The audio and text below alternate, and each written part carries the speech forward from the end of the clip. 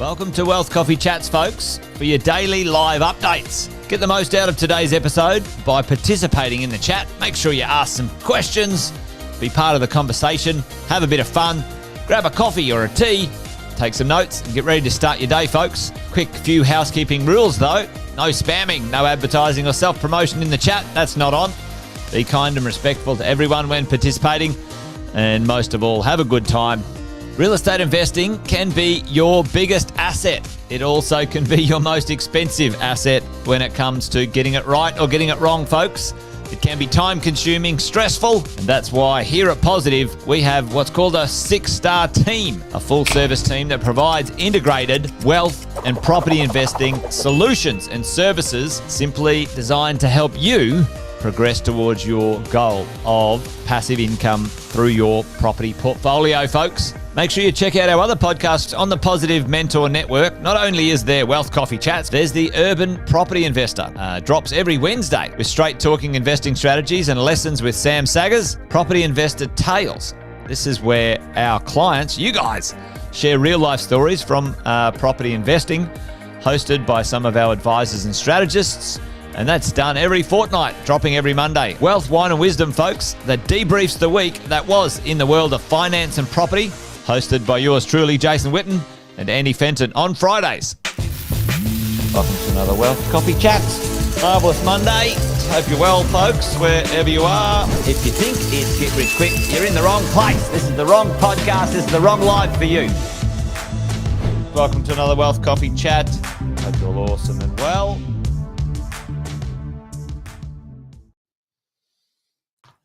Well, hello. Good morning, everybody. Morning. Welcome to Wealth Coffee Chats. Jason here, back at it after a little bit of a break, a little holiday. Hope you're all well, folks. Let me know if you're there in the chat. Good to see a few of you up and at it early. Say hello.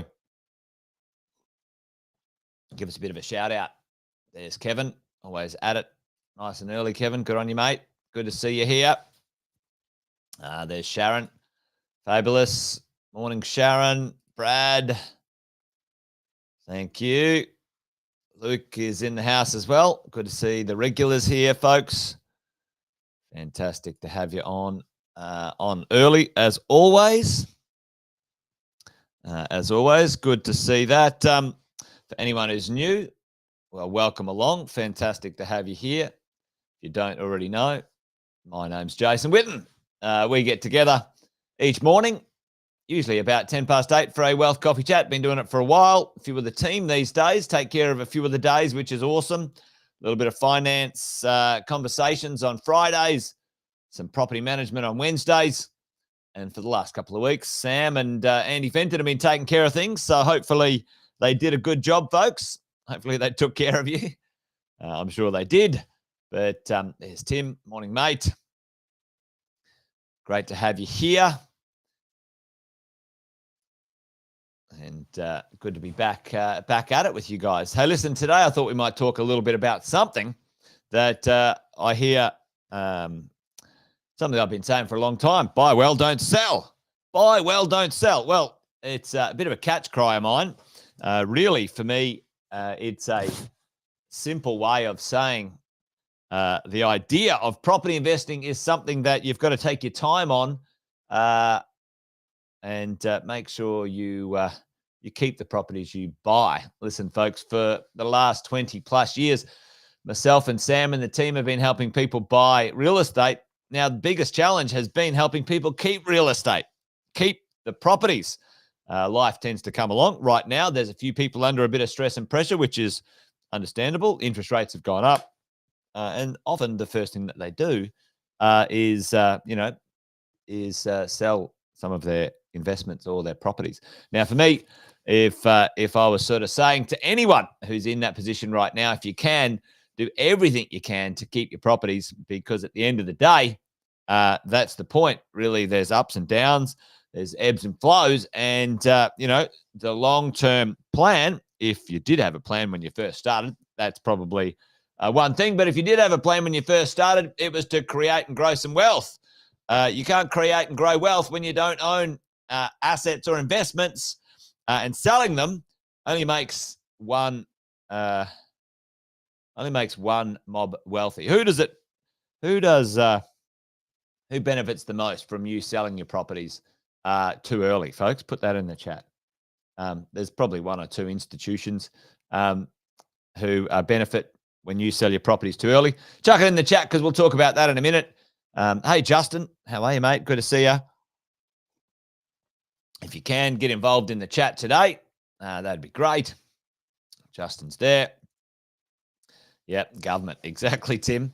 The government and the banks, folks. That's right. There's two institutions and maybe sometimes the real estate agent, the local real estate agents.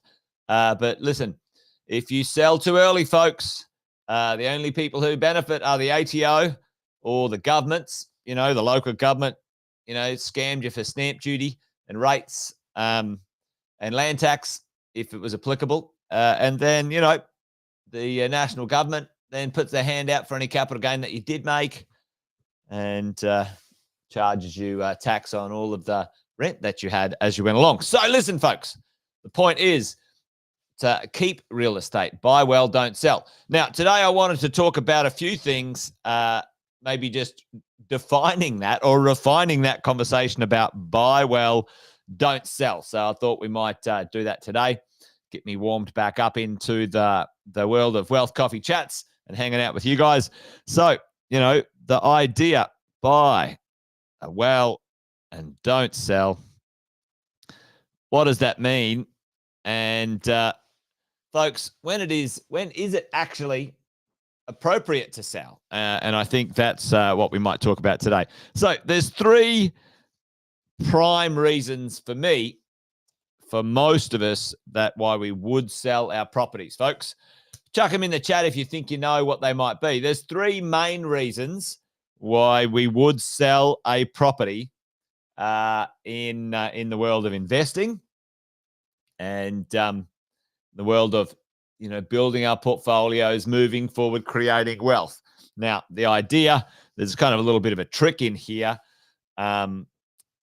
in the sense when we have the conversation, buy well, don't sell, then there's a premonition, not a premonition, a predisposition. I don't know what the word is, but anyway, we'll get to that in a second.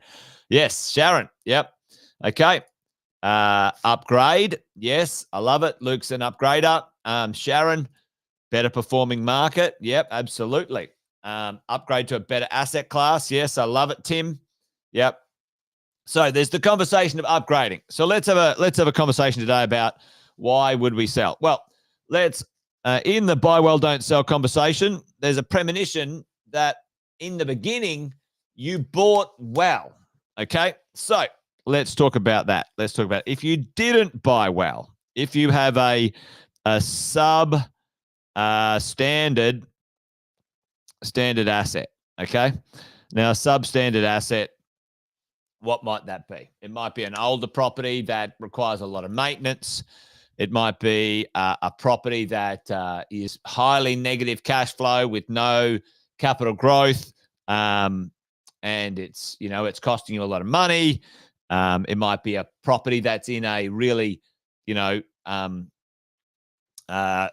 low growth market. Let's say sometimes regional markets or sometimes even suburban markets, but they're really low price, low demographic. A substandard asset, folks. A substandard asset. What might that be? When it comes to the world of property investing. Now, there's a few machinations of the substandard asset when we talk about how do we sort of ascertain whether it's substandard, and that's kind of like how long's a piece of string, that's for sure. But really, at the end of the day, the idea is what type of rental return are you getting? What type of rental return?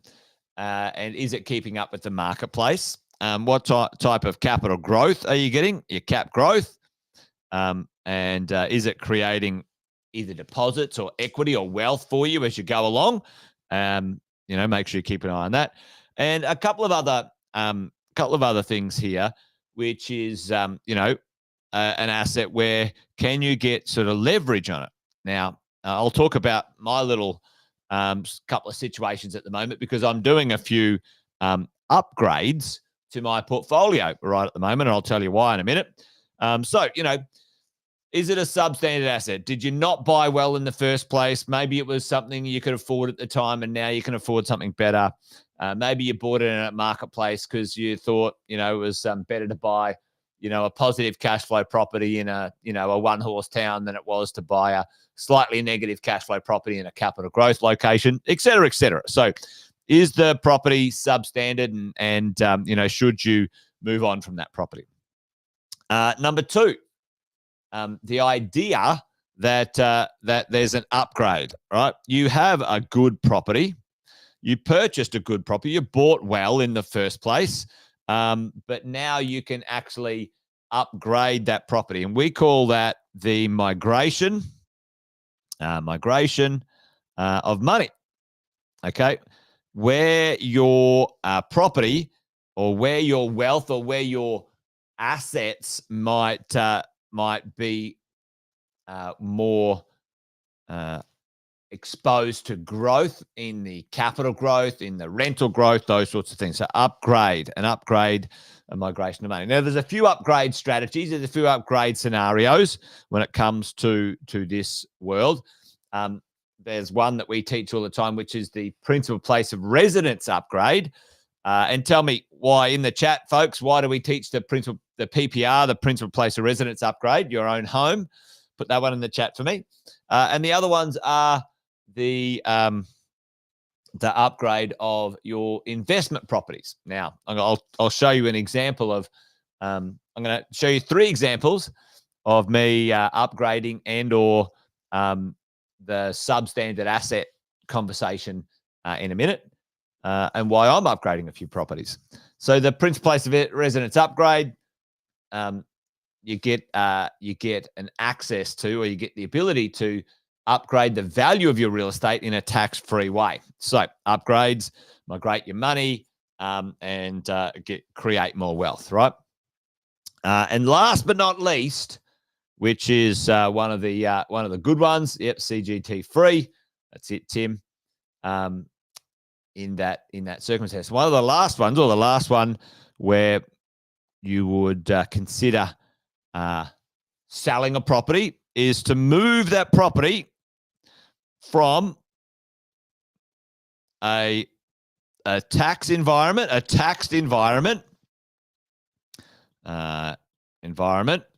to a low or no tax environment. Now, who knows what I'm talking about there? Put that in the chat if you know what I'm talking about, right? So at some point when at the end of it's not the end. It's not the end. It's not a great way to say it. At the end of our days, no. As your portfolio grows and you create a certain amount of wealth, we are often well served in, yep, absolutely. There's ways to put some of that wealth. Either you can transfer a certain type of property directly into super. When it comes to commercial business owners out there, you can have it in a low tax environment external because you own your own property, and you can transfer that into super if you plan that in advance. So that might be applicable. Or you have a number of properties outside of super.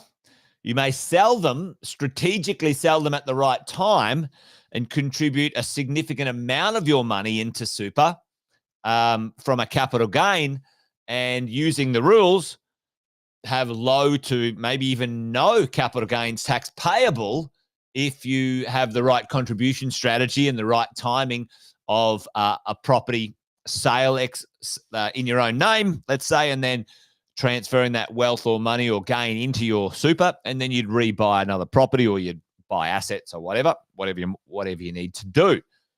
So very smart. And the last but not least, in recent times, the government has been fiddling with the tax regime.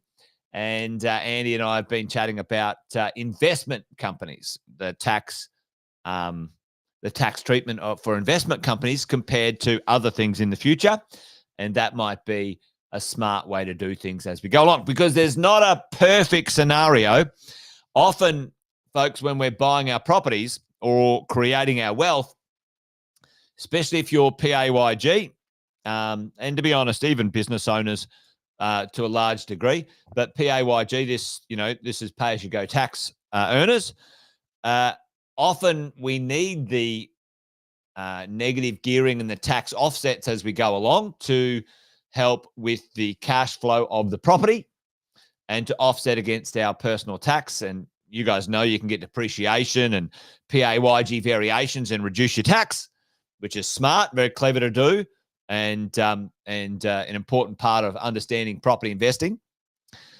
So, that's a taxed environment in your own name. And then, later on when you might not have any more tax deductions in your personal name, many people who we help with property investing minimize their tax pretty significantly, and they've got, low to no tax left to minimize. Then vehicles or low tax vehicles like companies and trusts and super funds are very well worth having a look at.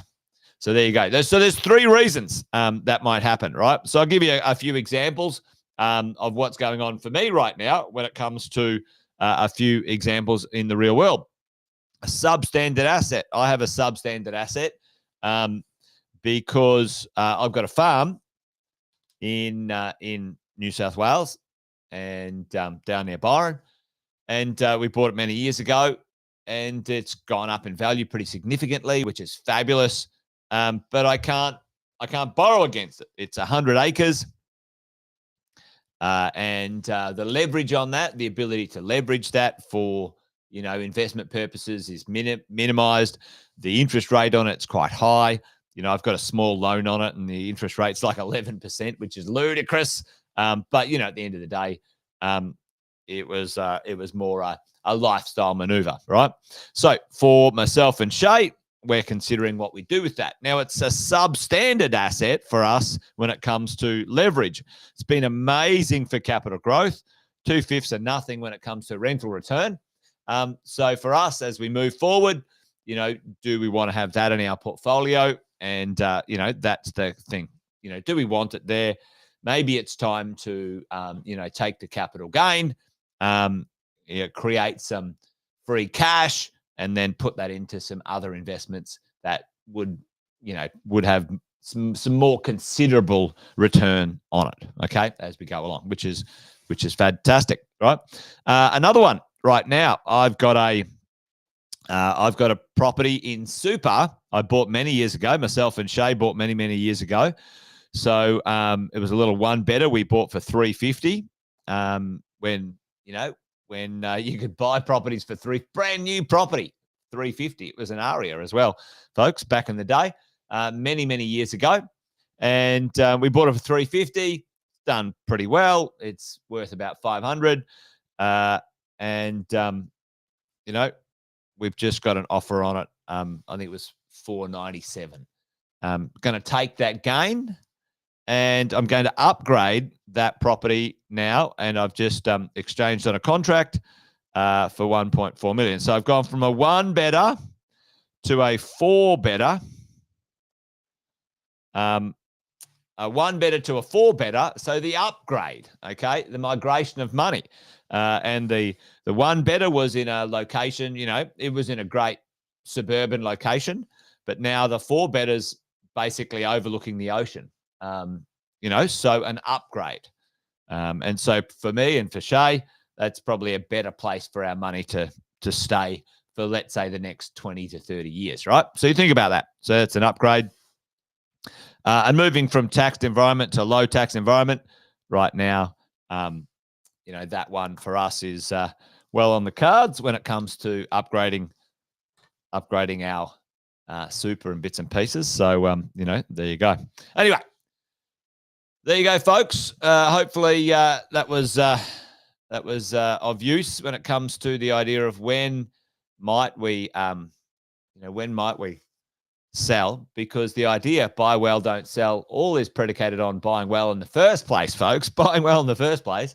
And even if you do buy well, sometimes those assets and your ability to, your financial ability improves, grows, and the gains that you get are fantastic, and the type of property that you have then maybe ages, and it might not be what Sam calls fit for purpose, let's say, depending on your age and depending on the next 15 to 20 years, what you need it for. It might be, 20 or 30 years old now, and then if, you're retiring, you want it to last another 15 or 20 years, maybe it's time to upgrade it, get a newer one or renovate or something like that in place. So think about those things. Anyway, there you go, folks.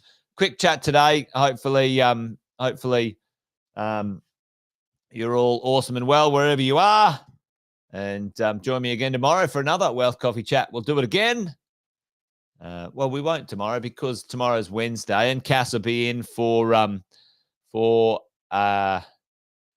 some property management conversations. But I'll be back on Thursday for another Wealth Coffee Chat. There you go. Anyway, folks, good to see you. Thanks for joining. You guys take care, and see you tomorrow. Well, see you on Thursday, actually. Bye for now. See ya. Episode of Wealth Coffee Chat, folks. Make sure you like, subscribe, and turn on your notifications so you never miss a thing when we go live. Improve your portfolio and investing game, folks, with Wealth Coffee Chats live every morning at 8:10 each weekday. Make sure you join us. Previous episodes are also available wherever you get your podcasts, folks, as well as our other podcasts from the 6 Star team here at positivementor.com.au.